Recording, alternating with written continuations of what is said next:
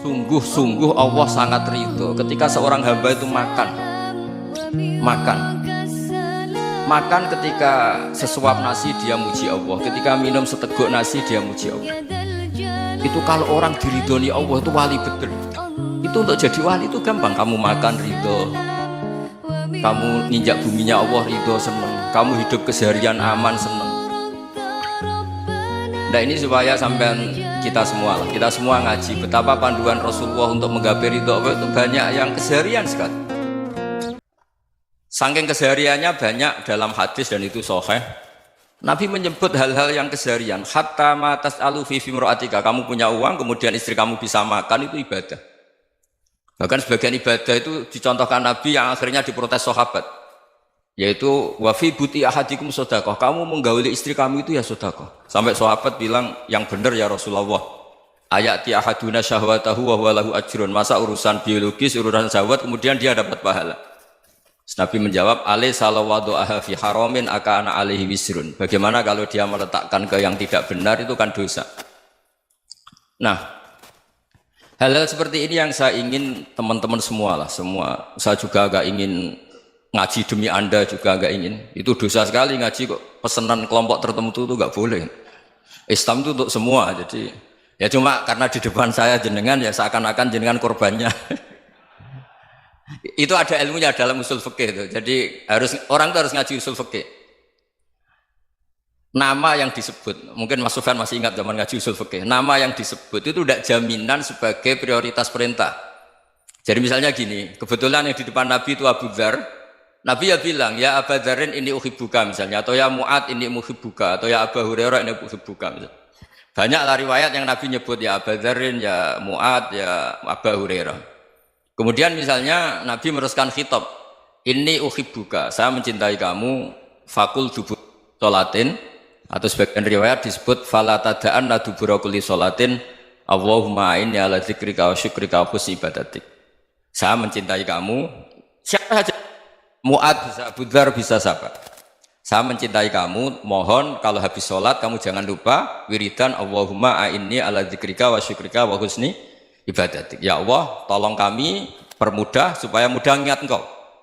Anda tidak bisa mentang-mentang, wong nama saya Parmin, nama saya Purnomo, itu yang diperintahkan Mu'ad misalnya.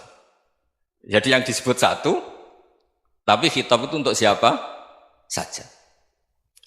Saya teruskan. Jadi saya mohon semua kita melakukan kebaikan itu, kalau dalam kaidah fikih disebut al yakin la yuzalu bisyak.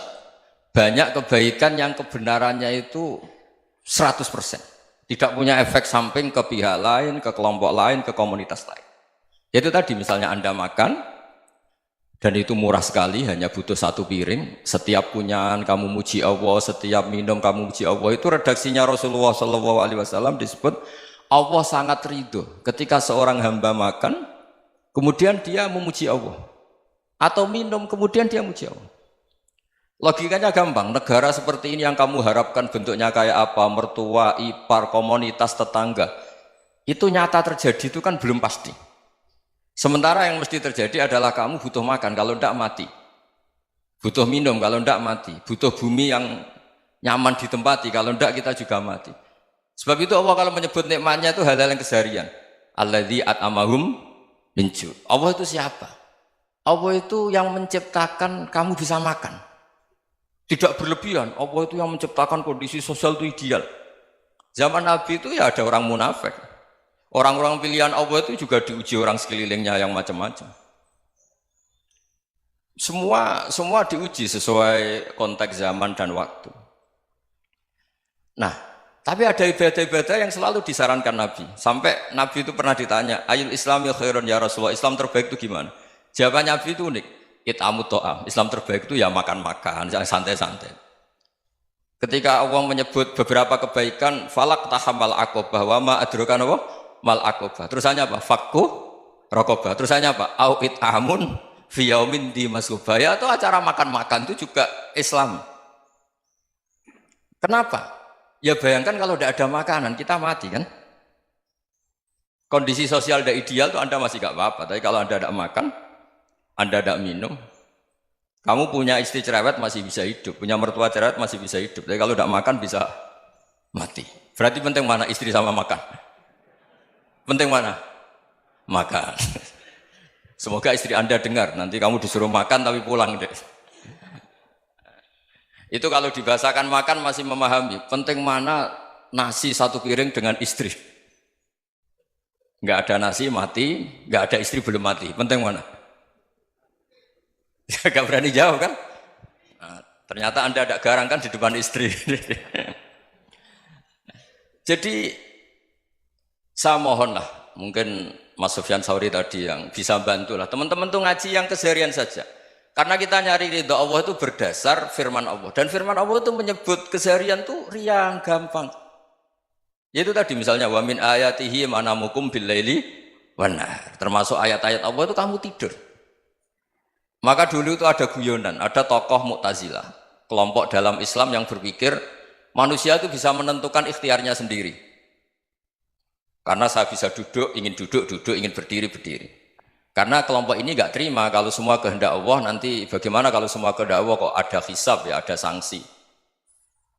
Lucunya itu dia akhirnya, ini cerita ya, mencintai seorang perempuan, cantik sekali. Dan itu dia menjadi ahli sunnah itu oleh hal-hal yang sepele. Karena istrinya cantik, ya namanya suami istri itu hubungan intim. Terus ditanya, Mas, masih ingin lagi? Masih. Silahkan diulang lagi. Wah ya tidak bisa. Katanya manusia bisa menentukan yang diinginkan. Itu tobat itu. Itu nggak bisa ditobatkan Mas Sufyan Ats-Tsauri. Orang cantik yang mudah nobatkan orang itu orang cantik. Segampang itu. Akhirnya kita tahu, makanya kalau dalam kitab Hikam itu disebut al-aqil mayyakul madza yaf'alu wa hubi wal ghafil mayyakul madza af'al. Orang yang punya akal karena sadar ini wilayah Allah, semua milik Tuhan. Itu dia tiap hari berpikir, besok Allah akan melakukan apa terhadap dunia ini. Kamu merencanakan suatu mau plesir, ternyata gempa. Mau wisata ke Rusia, ternyata perang. Kamu tidak pernah tahu apa yang akan terjadi besok. Wa ma tadri nafsum madza taksibu ghadan. Tapi anda semua kita ini sering punya jadwal permanen. Makanya saya kalau diundang siapa saja, sanad takdir. Yang jelas Gus ini acara penting. Ya masih acara penting nak pangeran ngersakno piye? Kok ape dadi pangeran? Kamu kok mau jadi Tuhan? Itu kadang ya kiai. Penting Gus acara ini jenengan harus memastikan bisa. Loh kamu itu yang ngajarin tauhid, sesuatu itu biadillah kok bilang-bilang apa pasti. Kalau maksa terus tak tobatkan loh kamu kata saya. Ya kalau gitu Gus bilang insya Allah.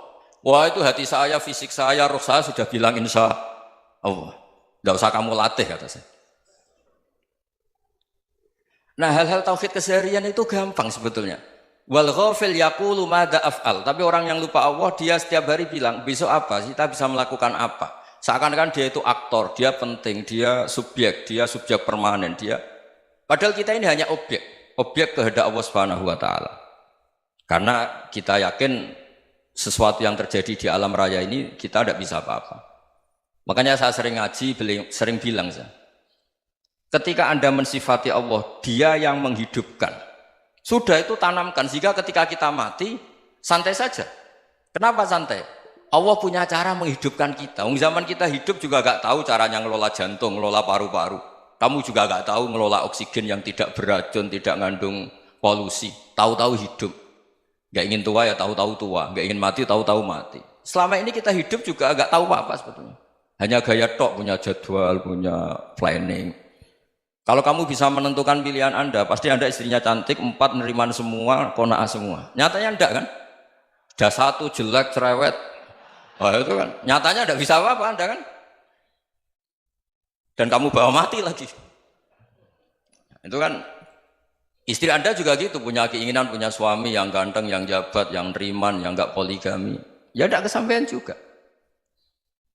Kalau kita ngitung tingkat kegagalan kita itu gagal terus. Ya kan? Nah, terus ingat Allah, madza yaf'alu wa bi. Orang yang punya akal selalu berpikir Allah itu menghendaki apa terhadap saya. Lalu sama-sama orang melihat orang yang serius, itu kata Anda itu pemikir berat, serius, senang punya tokoh yang merengut tuh, karena kamu anggap serius. Tapi sebagian orang menganggap orang yang serius itu wong merengut, wong masam, wong muka kok ditekuk. Jadi sama Itu hati ya muqallibal qulub tsabbit qalbi ala dini, karena kita nggak tahu cara berpikir kita tentang orang lain, tentang sekeliling kita. Misalnya kita orang baik yang jenis ngurmat fakir miskin, ada orang bangun masjid mewah itu janggal. Apa artinya masjid mewah kalau banyak orang kelaparan? Tapi kalau yang jenis pendidikan, apa artinya masjid mewah kalau tidak bisa ngaji? Nanti yang jenis infrastruktur, apa artinya ini kalau semuanya punya sudut pandang yang berbeda-beda. Dan Islam mengapresiasi semua kebaikan. Tapi katakan semua kebaikan itu adalah kehendak Allah Subhanahu wa taala. Karena apapun baik Anda itu pakai fasilitas yang diberikan oleh Allah Subhanahu wa taala. Sehingga ini yang disebut qulillah tsumadarhum fi khawdihim yal'abun. Ya kembali tadi ke tema-tema bahwa keseharian Anda ini sudah Islami. Saat Anda tidak bisa melakukan apa saja. Saya sering ada jenazah, biasanya kalau tetangga meninggal saya sering disuruh ngelepas. Saya bilang orang ini baik karena sering ngelamun di rumah, sering nganggur di rumah. Ditanya sama anaknya, kenapa Gus nganggur baik? Ya kalau dia nganggur artinya juga agak berbuat sesuatu yang maksiat kan? Ya kan? Orang nganggur di rumahnya ya tidak bunuh orang, tidak maling, tidak korupsi, ya namanya nganggur di rumah. Lah cuma istri cara pandang nganggur gak menghasilkan uang itu. Tapi juga gak menghasilkan kriminal kan? Jadi sebenarnya Islam itu makanya kalau sampai ngaji usul fikih itu ada kitab usul fikih namanya Lubul Usul, itu terkenal sekali di pesantren itu. Itu kalau ngapresiasi keseharian itu luar biasa. Izma min mubahin illa wa yatahaqqaqu bihi tarku haramimma. Karena keseharian yang mubah saat Anda lakukan itu ada kehebatan yang luar biasa, yaitu meninggalkan haram. Makanya dulu banyak orang-orang alim ketemu temannya itu guyon sampai semalaman. Itu biasanya yang semangat Islam itu kiai kok tidak tahajud, kiai kok tidak witir. Orang yang sedang mapan uangnya banyak, malam itu tidak kelayaban itu sudah luar biasa. Melawan nafsu supaya tidak maksiat itu sudah luar biasa. Supaya lupa guyon sama temannya semalaman sampai subuh. Gejlok-gejlokan ngenang zaman miskin, zaman kuliah nggak jelas, zaman apa. Melihatnya jangan tarkut tahajud. Seperti ini meninggalkan tahajud, tapi meninggalkannya ini talkul muharramat. Jadi kayak apa hebatnya? Sehingga Imam Ghazali punya riwayat yang agak unik. Hatta takuna ibadatu akhiri hadil ummah iku an-naum. Sehingga suatu saat ibadah terbaik umat ini itu tidur. Itu kan riwayat kontroversi. Ketika Imam Ghazali tanya, kenapa iya? Kenapa kamu mulai keluar dari rumah itu sudah banyak maksiat? Melihat perempuan yang enggak mahram, melihat fenomena. Tapi kalau kamu tidur itu enggak melihat apa-apa. Tapi juga kamu jangan menganggap tidur itu ibadah betul. Saatnya melakukan fardu ain malah masih tidur. Tapi itu sudut pandang yang menjadikan kita Islam itu gampang. Jadi saat Anda tidak bisa aktivitas apa-apa, misalnya ada beberapa orang yang lumpuh. Lumpuh itu memang nggak bisa Jumatan, nggak bisa ibadah, tapi dia juga nggak bisa maksiat. Tidur itu memang Anda saat itu tidak bisa tahajud, tidak bisa witir, tapi saat itu ada zina, ada maling, tidak gosipkan orang, tidak bully orang, tidak menanamkan kebencian, tidak hasud. Sehingga tidur menurut Allah Ta'ala wa min ayatihi manamukum billaili apa?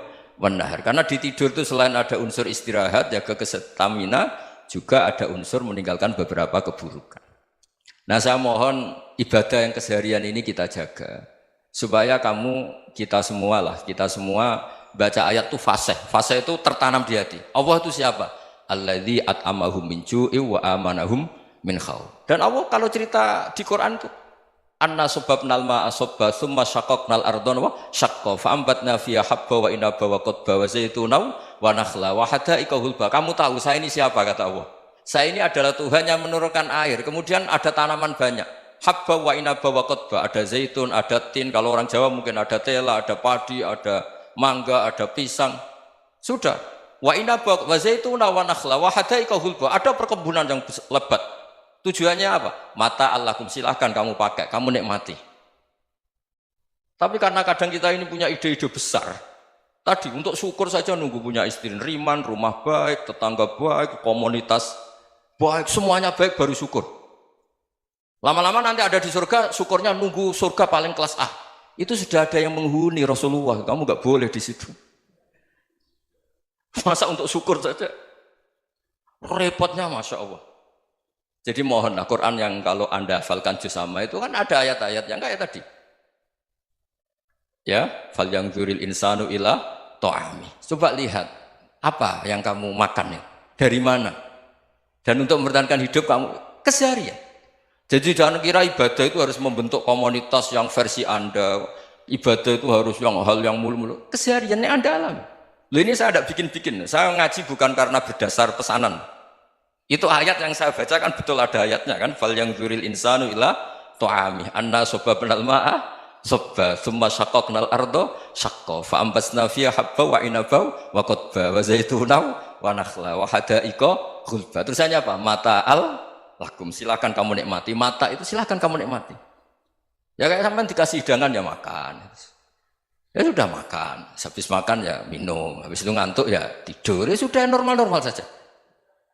Kayak apa indahnya Islam? Tapi Anda mencari Islam yang gimana lagi?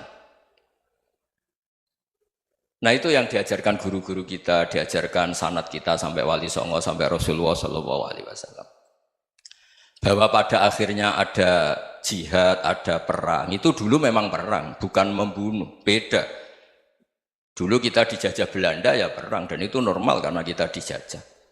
Jadi ketika orang lain ingin baik sama kita, wa in ahadum minal musyrikin astajaruka ya fa'jirhu hatta yasma'a kalam Allah. Kalau mereka ingin baik ya kita baik. Makanya ada istilah musta'man, mu'ahad. Kalau mereka ingin damai, berdampingan dengan kemajmukan ya itu yang lebih baik. Karena memang Islam menghormati proses perdamaian. Wa in janahu lis-salmi ya fajnah lah. Kalau ingin damai ya kita harus